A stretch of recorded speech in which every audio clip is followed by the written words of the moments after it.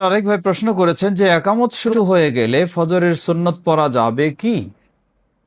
একামত শুরু হয়ে গেলে ফজরের সুন্নত পড়া যাবে কি?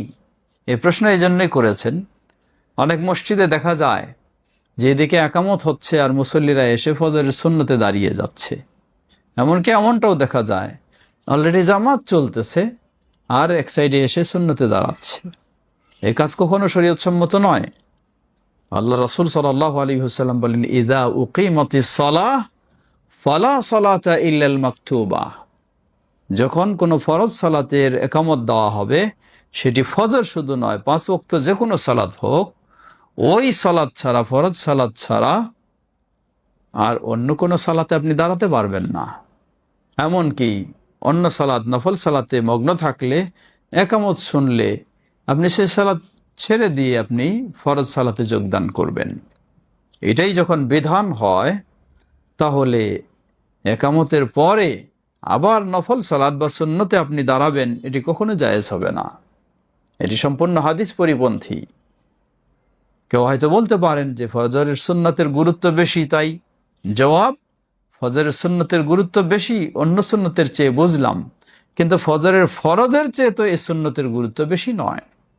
ফরজ চলতেছে আর আপনি সুন্নতে দাঁড়াবেন কেন? অপরদিকে আল্লাহ রাসূল সাল্লাল্লাহু আলাইহি ওয়াসাল্লাম স্পষ্ট নিষেধ করেছেন। এজন্য বেশ কিছু আসারে পাওয়া যায় রাসূল সাল্লাল্লাহু আলাইহি ওয়াসাল্লামের যুগে কেউ যদি এই ধরনের সুন্নতে দাঁড়াতো, তাদের হাত ধরে টেনে নিয়ে এসে ফরজ সালাতে জামাতে তাদেরকে দাঁড়িয়ে দিতেন সাহাবায়ে কেরাম।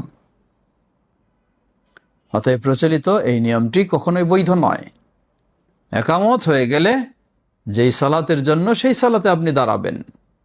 যদি কোনো ফরজ থাকে ভিন্ন, সেটি আলাদা বিষয়, কিন্তু সুন্নতে দাঁড়ানো জায়েজ হবে না।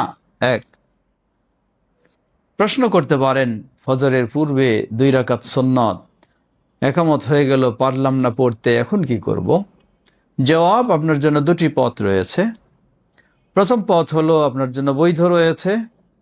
আপনি ফজরের সালাত আদায়, ফরজ আদায় করার পর তাসবিহ তাহলিল যেগুলি রয়েছে সেগুলি পাঠ করার পর ইচ্ছা করলে এরপরে 2 রাকাত মসজিদে পড়তে পারেন সূর্য উদয় হওয়ার আগে, অথবা সূর্য উদয় হবে এরপরে আবার ওই 2 রাকাত পড়তে পারেন। দুটো জায়েজ রয়েছে। বলবেন সূর্য উদয় হওয়ার আগে সালাত তো নিষিদ্ধ।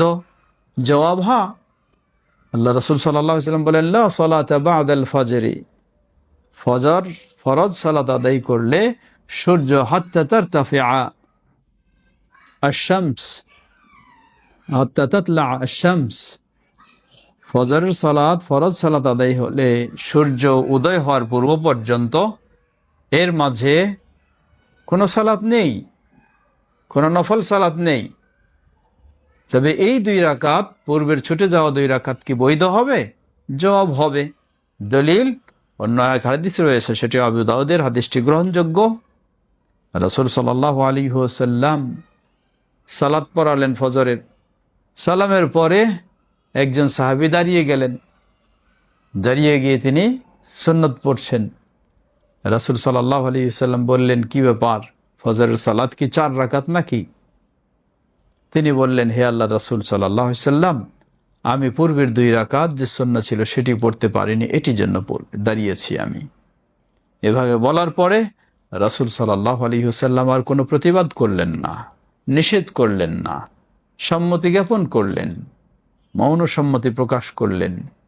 এতে প্রমাণিত হয় যে ফজরের 2 রাকাত সুন্নাহ যদি একামত হয়ে যায় আর আপনি সালাতে দাঁড়াতে পারবেন না, সেই ফরজ সালাতেই দাঁড়াতে হবে।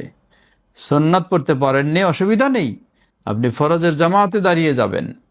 অতঃপর জামাত শেষ করে তাসবিহ তাহলিল পাঠ করে আপনি সেই 2 রাকাত পড়তে পারেন, অথবা ইচ্ছা করলে সূর্য পূর্ণভাবে উদিত হবে তারপরও পড়তে পারেন। ওয়াল্লাহু তাআলা আ'লাম।